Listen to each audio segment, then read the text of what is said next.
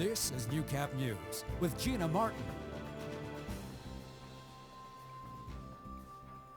Good evening and thank you for joining us. Battleford RCMP is looking for a man of interest surrounding the fraudulent use of a stolen credit card. The alleged incident happened in early September of this year. RCMP have released this surveillance footage of the suspect in hopes someone may know who he is. If you have any information, please contact the Battleford RCMP Detachment or Crime Stoppers. The 186th Air Cadet Squadron continued its reflection of fallen soldiers ahead of Remembrance Day, partnering with Girl Guides and the No Stone Left Alone Memorial Foundation for a remembrance ceremony at the Lloydminster Cemetary. Poppies were laid on the grave sites of more than 400 veterans, which, as Josh Ryan explains, is a way for students to acknowledge and appreciate the sacrifice of those that have come before them.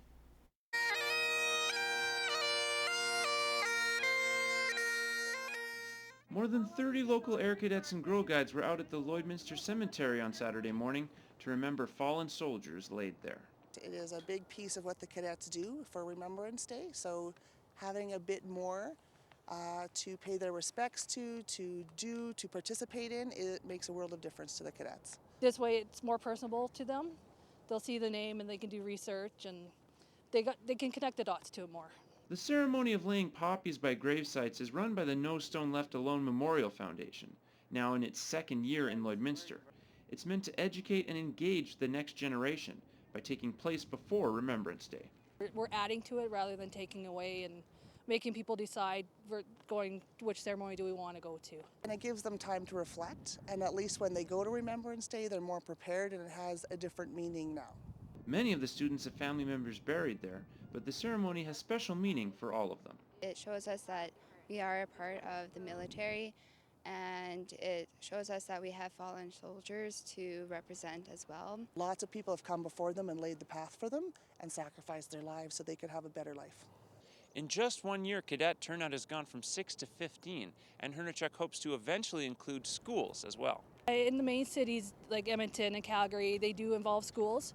So they have classes come out and they do the laying of the poppies, and they're able to do lessons in regards to Remembrance Day and the wars, and able to do more educational stuff with it. But if we could get them all to come out and see the meaning and what it does in that moment of reflection, yes, it'll definitely have an impact in a younger person's life. Josh Ryan, Newcap News.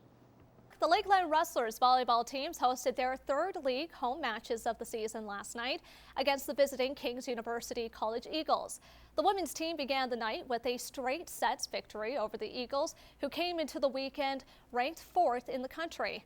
Annika Koos was player of the game for the Wrestlers, who remain undefeated after 5 matches. Moving on to the men's match, it was the polar opposite of the women's, as Lakeland fell quickly to the Eagles in 3 sets.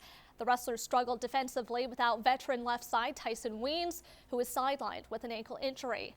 Bryson Keck was player of the game. Here is Newcap weather. Welcome back, joined with Josh Ryan again on the Hello desk. again, yes. And there was a reason why I wore this particular outfit today. I was told it was going to be 22 degrees out there. That was a far cry from what it felt like, certainly. Yeah, I don't know where you got your information, but it wasn't a good place, clearly. Yeah, clearly.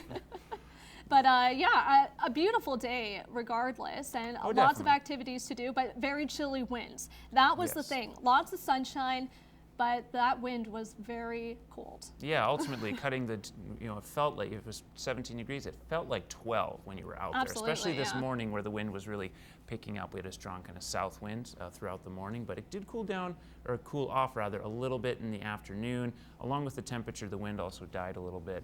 That made things easy, and plenty of sunshine is nice to see here in November, when we're used to honestly getting a big blanket of snow at this point. So right now we're going to give you a quick look at what the satellite radar was showing us earlier today. As you can see, there was some cloud cover, but it moved by us pretty quickly and opening up for that sunshine. Not as lucky are some people out on the west there in BC and in Grand Prairie as well. They got a little bit of showers there.